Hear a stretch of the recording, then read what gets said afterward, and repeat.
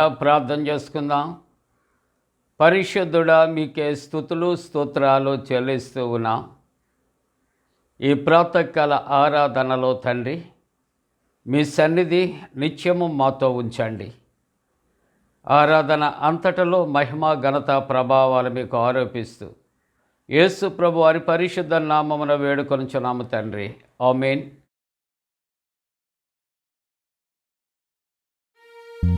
చూచుచున్నాము నీ వైపు మా ప్రియ జనక, చూచుచున్నాము నీ వైపు మా ప్రియ జనక, చూచుచున్నాము నీ వైపు, చూచుచు నీ ప్రేమ సొంపు సువార్తను, చాచుచు గరమును చక్కగా నీ వైపు, చూచుచున్నాము నీ వైపు మా ప్రియ జనక, చూచుచున్నాము నీ వైపు మా ప్రియ జనక, చూచుచున్నాము నీ వైపు.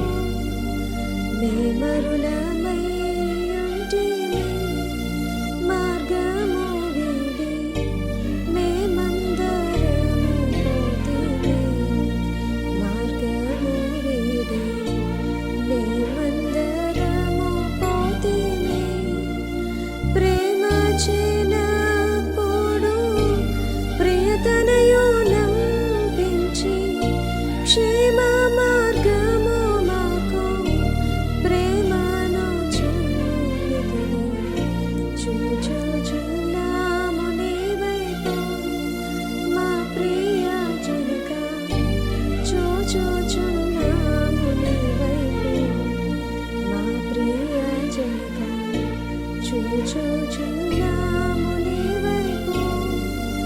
నిన్ను నమ్ము పాపులకు వారెవ్వరైనా నీ శరణు జొచ్చువారలకు, వారెవ్వరైనా నీ శరణు జొచ్చువారలకు, ఇనుడవు కేడింబు నీ జగతిలో నగుచు ఘనపరచుచుందువు ఘనమైన నీ కృప. చూచుచున్నాము నీ వైపు మా ప్రియ జనక, చూచుచున్నాము నీ వైపు మా ప్రియ జనక, చూచుచున్నాము నీ వైపు. ప్రియులారా, ప్రభు పేరిట శుభాలు. జన్మదినాలు, వివాహ దినాలు జరుపుకుంటున్న కుటుంబాలకు యేసుక్రీస్తు ప్రభు పరిశుద్ధ నామమున శుభాలు తెలియజేస్తున్నాను. మంచిదండి, మీరంతా క్షేమంగా ఉన్నారు కదా. దేవునికి వందనాలు చెల్లిందాం. ఈ ప్రాతకాల ఆరాధన కొరకు ఏర్పాటు చేయబడిన పరిశుద్ధ లేఖనాన్ని కలిసి చదువుకుందాం. అందరము కూడా పరిశుద్ధ గ్రంథాన్ని తెరచి పేతురు రాసిన మొదటి పత్రిక 1వ అధ్యాయం 22వ వచనాన్ని కలిసి చదువుకుందాం. 22వ వచనం: మీరు క్షయబీజము నుండి కాక శాశ్వతమగు జీవము గల దేవుని వాక్యమూలముగా అక్షయ బీజము నుండి పుట్టింపబడిన వారు కనుక నిష్కపటమైన సహోదర ప్రేమ కలుగునట్లు మీరు సత్యమునకు విధేయులగుట చేత మీ మనస్సులను పవిత్రపరుచుకున్న వారయ్యుండి ఒకనికి ఒకడు హృదయపూర్వకముగాను మిక్కుటముగాను ప్రేమించుడి. మంచిదండి, దేవుని యొక్క వాక్యము. ఈ ప్రాతకాల ఆరాధనలో మన యొక్క వాక్యాంశం నిష్కపటము, అంటే కపటము లేకుండుట అనే వాక్యాన్ని కొన్ని దినాల నుండి సిరీస్ మనం ధ్యానం చేస్తాం. ప్రియమైనటువంటి దేవుని యొక్క బిడ్డలారా, ఈ దినము దేవుని యొక్క వాక్యము ఏమని మనకు హెచ్చరిక చేస్తుందంటే, దేవుడు ప్రేమ స్వరూపి, దేవుడు లోకమును ప్రేమించాను, దేవుడు తన ప్రేమ చేత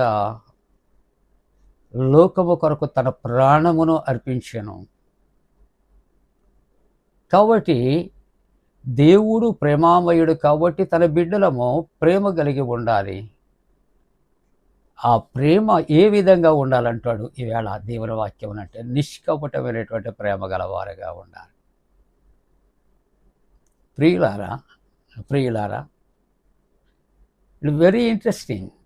ప్రేమ, దేవుని ప్రేమ, దైవ ప్రేమ, ఆయన ప్రేమలో నా పట్ల నీ పట్ల ఎటువంటి కాపట్యత లేదండి. ఎప్పుడు ఫర్ ఎవర్ అండ్ ఎవర్ ఆయన ప్రేమ ఒకే విధంగా ఉంటుంది. కానీ మన ప్రేమ ఏం చేస్తుందంటే తొలగిపోతుంది, చెరిగిపోతుంది. అందుకని పత్రిక వాక్యాలు అంటాడు, నీ మొదటి ప్రేమ చల్లారిపోయింది. కాబట్టి దేవుని యొక్క ప్రేమ కొరకు అంటాడు ఈవేళ వాక్యంలో, నిష్కపటమైన ప్రేమ కలిగి ఉండాడు. దైవ వాక్యాన్ని మనం చూద్దాం. దేవుని యొక్క వాక్యము రోమపత్రిక 12వ అధ్యాయం 9వ వచనములో, మీ ప్రేమ నిష్కపటమైనదై ఉండవలెను. చెప్పండి, నీ ప్రేమ అలాగుండదు. మన ప్రేమ మనిషికి quantity, quality, percentage of love పెరుగుతూ ఉంటుంది, తగ్గుతూ ఉంటుంది. చూసారా, బాగా హై ఫీవర్ వచ్చేసిన వాడికి 104 రావచ్చు, 105 రావచ్చు. ఏమండి, ఒకవేళ థర్మామీటర్ పేలిపోతుందేమో అనుకుంటాం. మంచి ఔషధాలు వాడుతూ ట్రీట్మెంట్ చక్కగా జరిగితే 100కి రావచ్చు, 99.4 రావచ్చు. ఏమండి, మన ప్రేమ కూడా అటువంటిదే. కానీ దేవుని యొక్క ప్రేమ శాశ్వతమైన ప్రేమ. ఇర్మీయా భక్తుడు అంటాడు కదా. అయితే ఆ ప్రేమ ఏ విధంగా ఉండాలి? నిష్కపటమైనటువంటి ప్రేమ, నిష్కపటమైన ప్రేమ. ఆ ప్రేమ ఇక ఏది ఆశించదండి. మనం అది చెయ్యాలి, ఆ హెల్ప్ చేయాలి, ఆదరించాలి, ఆదుకోవాలి, వారికి చెయ్యి అందించాలి, వారికి తోడుగా ఉండాలి. This is the love of God. అంతే తప్ప నేను ఇది చేస్తే వాళ్ళు ఏం చేస్తారు, నేను ఇంత చేస్తే దిస్ ఈజ్ వేస్ట్ అనేదానికి కాదు. దేవుని ప్రేమకు ఏమి లేవండి? హద్దులు లేవు, ఎల్లలు లేవు, కొలతలు లేవు. భూమి ఆకాశము పట్టజాలనంత విస్తారమైనటువంటి ప్రేమ. అందుకని 149వ కీర్తన మనం పాడుకుంటాం ఆంధ్ర క్రైస్తవ కీర్తనలో, దేవుని ప్రేమ ఇదిగో జనులారా. ఆయన ప్రేమ ఎంత అయినది కూడా ఒక భక్తుడు అంటాడు, సముద్రములో నీరంతా సిర అయినా, భూమి ఆకాశము అంతా తెల్ల కాగితమైన ఆయన ప్రేమ వర్ణించలేమంటాడు. మానవ లోకములో ఉన్నటువంటి ప్రేమలో ఈవేళ వాక్యాన్ని నేను మాట్లాడుతుంటే నిష్కపటముగా ఉండాలి. కానీ ఏ విధంగా ఉంటుంది? కపటము కలిగి ఉంటుంది. ఆదిలో చూస్తూ ఉన్నప్పుడు ఏదైనా వనములో ఆదాము హవ్వలను ఎటువంటి ప్రేమతో అపవాది ఆ పండు తినిపించాడో ఆలోచిస్తారా? కపటమా, నిష్కపటమా? ఎస్, యు ఆర్ రైట్, కపటము. ఎందుకు? దేవుని యొద్ద నుండి దూరపరచాలి. అందుకనే మీ తండ్రి చెప్పినటువంటి అబద్ధపు మాట, ఈ పండు తింటే చనిపోతారంటున్నారు, కానీ మీరు తినిన యెడల యు నెవర్ డై, మీరు చావరు. ఏమండి, కపటమా, నిష్కపటమా? Let us think over.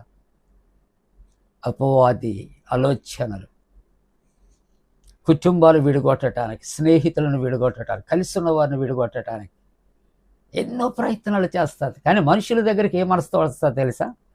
కపటమైన మనస్సు, కపటమైన బుద్ధి, కపటమైన ఆలోచన. కానీ దేవుడు ఎలాగొస్తాడో తెలుసా? నిష్కపటమైన ప్రేమతో. ఆయన ప్రాణము పెట్టినంత ప్రేమతో ఆయన మన దగ్గరకు వస్తాడు. కాబట్టి మీ ప్రేమ అనగా మానవుల యొక్క ప్రేమ ఎటువంటిదై ఉండాలి చెప్పండి? నిష్కపటమైనటువంటి ప్రేమ. నిష్కపటమైన అంతవరకు ఉన్న ప్రేమలు ఏమైపోతాయో, ఏ మంటల్లో కాలిపోతాయో ఎవరికి తెలియదండి. అంత ఈజీ ప్రేమించడం, ఆ ప్రేమను విడిచిపెట్టడం మనుషులకు. ప్రేమ కొరకు నేను డివైన్ లవ్ కొరకు చెప్తున్నాను, లోకస్తుల ప్రేమ కొరకు కాదు.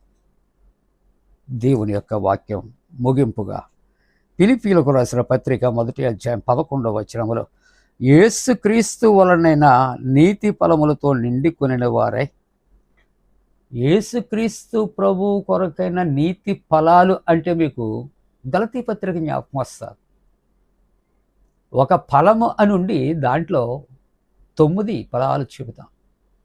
నీతి ఫలాలు, క్రీస్తును కూర్చున్నటువంటి ఫలాలు, నీతితో కూడినటువంటి, పరిశుద్ధతో కూడినటువంటి, పవిత్రమైనటువంటి ఫలాలతో మనము కూడిన వారే క్రీస్తు దినము వరకు, క్రీస్తు రాకడ వరకు ఏ విధంగా ఉండాలట?